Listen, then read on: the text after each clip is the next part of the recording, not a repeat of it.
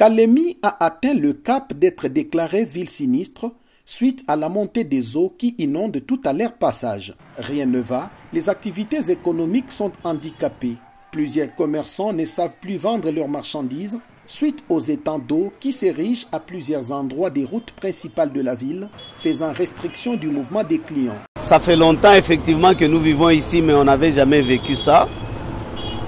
Sur le plan économique, effectivement, il y a un impact négatif parce que nous enregistrons la fermeture de pas mal de points de vente.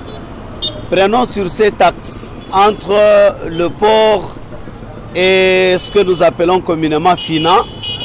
Il y avait environ une trentaine de points de vente qu'on pouvait dénombrer ici, mais actuellement il n'en reste qu'environ 5 ou 6. Construite en 2015 pour renforcer la traversée sur la rivière Lukuga, le deuxième pont de cette rivière, jeté en plein cœur de la ville de Kalemi pour relier le dérive, est à ce jour victime de la crue.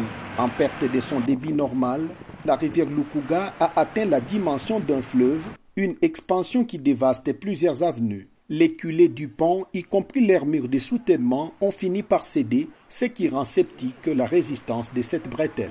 Aucune commune de Kalemi n'est épargnée de cette catastrophe.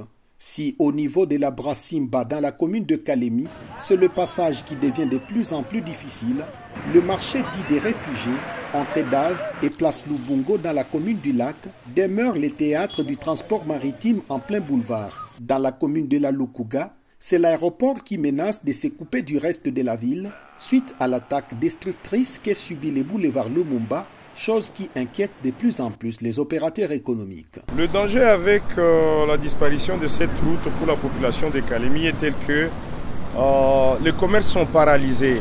Il n'y aura plus de trafic sur cet axe. Et nous ne savons pas oublier que c'est ici là où il y a l'essentiel des commerces. Du moment où il n'y aura plus de routes praticables, en tout cas, tel que vous le voyez, il n'y aura plus de gens qui vont rejoindre l'autre bout de la ville. Et puis, même nos commerces ici, partout ici, sont maintenant down. On ne sait plus continuer. Qui est-ce qui va passer acheter quoi que ce soit pendant qu'il n'a pas par où sortir? C'est en fait ça. Et comme vous le voyez, le mouvement des vagues du lac Tanganyika influence négativement les infrastructures au niveau de la terre ferme et la ville de Kalemi menace de disparaître. Le plan de la construction d'une nouvelle ville s'avère indispensable et la réouverture de nouvelles routes est tellement importante pour sauver l'image de Kalemi, chef-lieu de la province du Tanganyika.